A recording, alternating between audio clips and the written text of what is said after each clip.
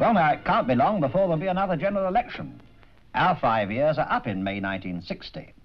So really, we all ought to be thinking as to how we're going to vote when the next general election comes along. Now, what is the test which you apply as to a good government? Obviously, in a short film, it's quite impossible to deal with everything that the government is supposed to do. But let's try and examine some of the main things which affect us all, and make up your own mind what test you choose to apply as to the success of the government. Is it the happiness and prosperity, the general well-being of all the people? If so, there's no need to fill your head with masses of figures. Surely you can trust the evidence of your own eyes. The country has never been so prosperous. As the Prime Minister has said, the standard of living has gone up, we are better fed, better clothed, we're using more electricity, more people have motor cars, bicycles, television, and a host of other things which only a few years ago were the luxuries of the few. Well, this, you may say, is merely generalizing. Very well, then, what other test would you like? Is it education? Will that make you vote one way or the other? Conservatives can take pride in what they've achieved in this field. After the war, there was a great increase in the child population, known as the bulge. And the remarkable thing is that so far as education is concerned, the requirements have been fully met. Places in schools have been found for them all. Under the Conservatives, nearly twice as many primary and secondary school places have been provided as compared with the 6 years under socialism. Teachers' salaries have been increased, and the size of classes is being reduced, in spite of the fact that many more children have to be catered for. How's it been done? Well, by an intelligent building program. Wherever you go up and down the country, you can see new schools. Schools with splendid playing fields. They represent a tremendous investment for the future in human happiness. Not only have we spent more on education than the socialists, but we have got vastly better value for it. Then there's technical education. The government are operating a 5-year program which is already producing results in this sphere, which is bound to be increasingly important in a technical age. As for the grammar schools, which have built up a wonderful tradition and have produced generations of good scholars and citizens, we are determined that their influence shall not be whittled away just to fit in with socialist doctrines.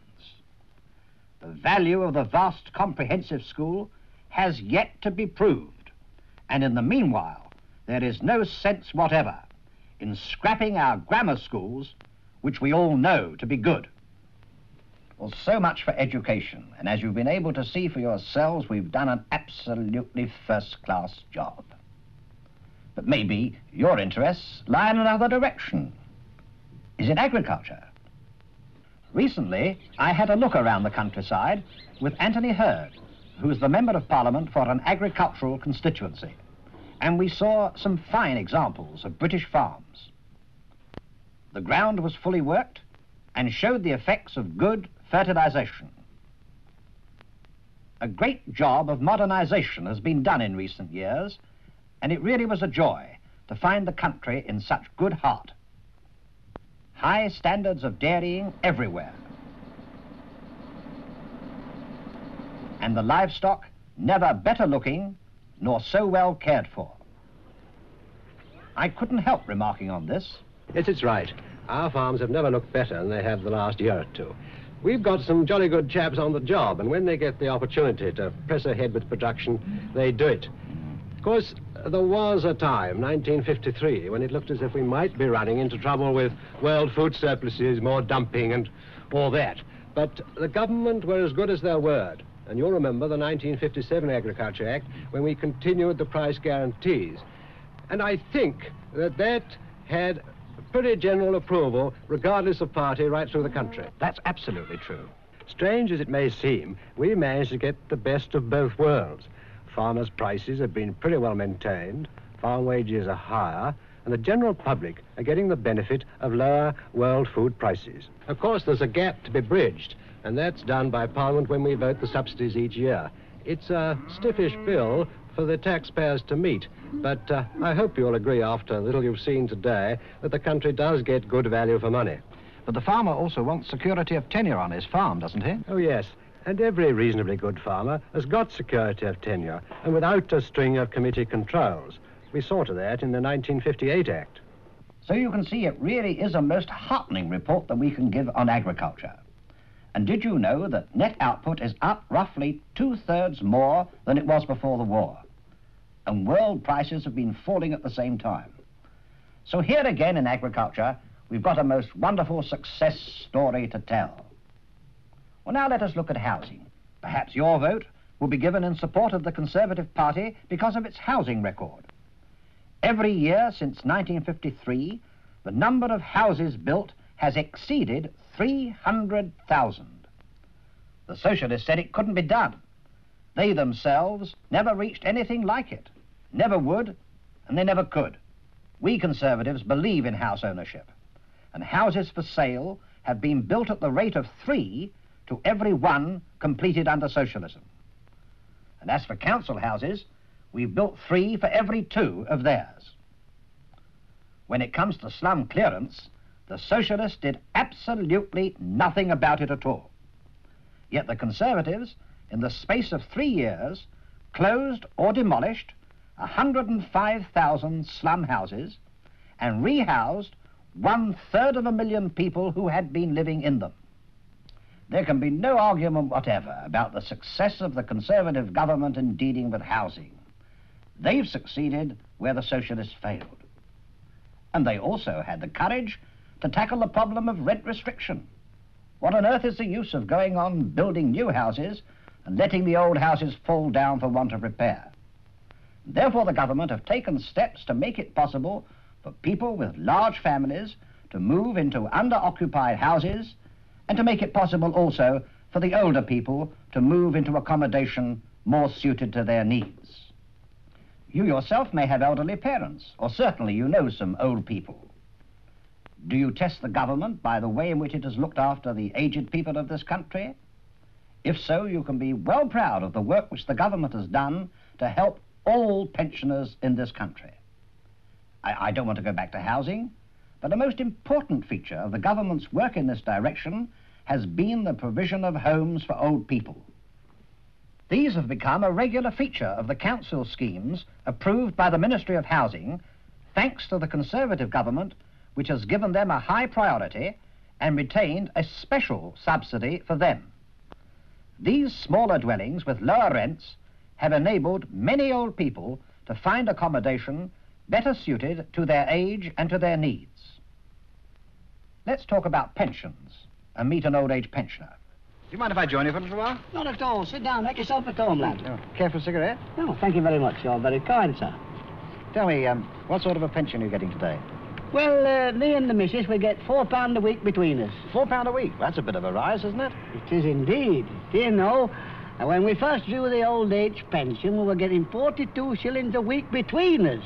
Ah, yes, but that's when the Socialists were in power. A lot's happened since then. Under the Conservative government, there have been no less than 3 increases in pension, as you well know. And the value of your pension today enables you to buy goods every week to the value of 12 shillings more than you could in 1951. You're quite right, sir, and I couldn't agree with you more. Yes, the welfare of the pensioners is, and always has been, the concern of the Tory party. And so is the health of the nation, if that is your test.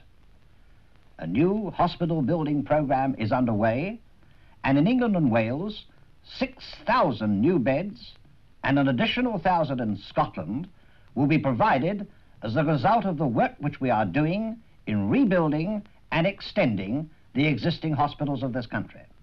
Here is the work being done at Guy's Hospital, London.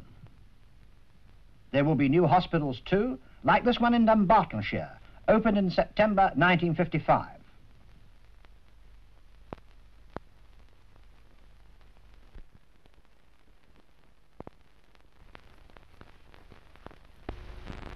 There has been no skimping of the National Health Service, although, of course, it costs more today than in 1951. But national health is not only a question of putting up new hospitals. The general health of the nation is our prime concern, and it continues to improve. There's a bigger proportion of live births. People are living longer. Research constantly goes on to counter the ravages of diseases, so that if a new scourge hits this country, countermeasures can be swift and effective. Anti-polio vaccination is a case in point. Yes, if your test is the nation's health, we have faithfully discharged the responsibilities of government there, as we have in all the welfare services. Here are some figures of the welfare services, showing what we, the Conservatives, have devoted to them in 1957 against what was spent by the Socialists in 1951. We think that the education of our children, the pensions for our old people, and the health of the nation are all worth spending money on. In spite of these gigantic sums, isn't it remarkable that in 7 out of the 8 budgets which have been introduced by Conservative Chancellors of the Exchequer, we have succeeded in reducing taxation each time? And so far from cutting the social services, as the Socialists always said that we would, the fact is that today, no less than 1/3 of the total revenue of this country is being spent upon those social services. And what's more, we're getting better value for the money which is being spent. But where does the money come from? Perhaps that's something that we ought to ask the Chancellor of the Exchequer. After all, he's the chap that's got to find it. Well, of course, it comes from you and me and all the other taxpayers in the country, whether in the form of income tax, purchase tax, surtax, or the duty on our cigarettes and our beer. Well, here's another test. Is it the fact that you're taking too much from everybody, or are you taking too much from some and not enough from others? Well, as to taking too much in all, I think whatever we take, most of us will feel it's too much. Now, obviously, I can't deal with the taxation of each one of you, but you're all part of the nation, and the taxation as a whole is taking much less of your incomes as a whole than it was taking under the Socialists.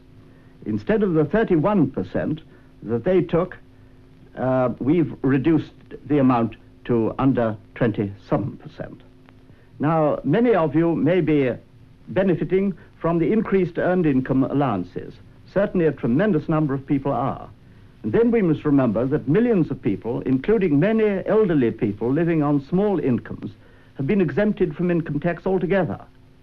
And then entertainment duty on sport and in fact on many other forms of entertainment has been abolished. And then of course the big reductions in purchase tax have benefited us, every one of us.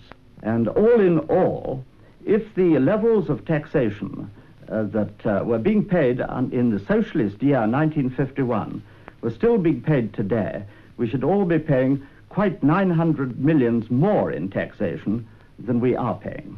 Well, that really is a remarkable figure, Mr. Chancellor, and one of which you and your colleagues must be tremendously proud.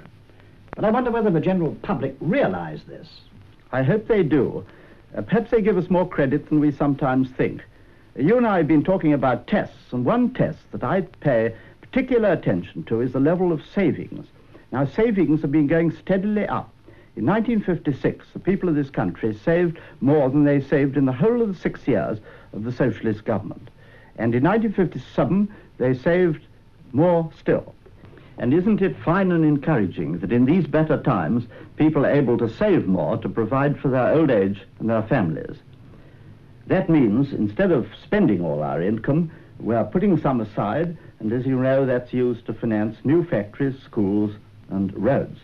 Since the war, of course, we've been trying to do too many things at the same time, and the result has been inflation and rising prices.